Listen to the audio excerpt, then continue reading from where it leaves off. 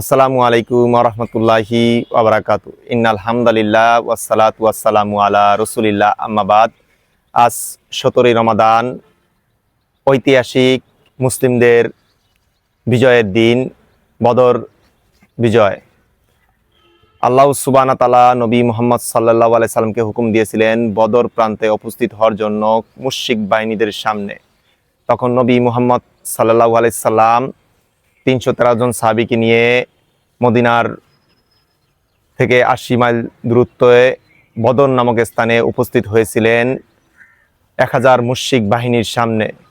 আল্লাহ সুবহানাহু ওয়া তাআলা নবী মুহাম্মদ সাল্লাল্লাহু আলাইহি সাল্লামের মাধ্যমে সেখানে মুসলিমদের বিজয় করেছিলেন। প্রথম যুদ্ধে আল্লাহ সুবহানাহু ওয়া তাআলা মুসলিমদেরকে বিজয় দিয়ে সম্মানিত করেছিলেন। এই নিয়ে আমি একটি হাদিস বলবো।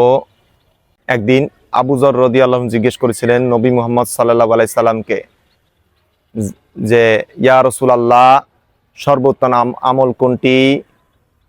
তখন নবী মুহাম্মদ সাল্লাল্লাহু আলাইহি সাল্লাম বলেছিলেন, আল্লাহ সুবহানাহু ওয়া তাআলার উপর ঈমান রাখা ও তার রাস্তায় জিহাদ করা।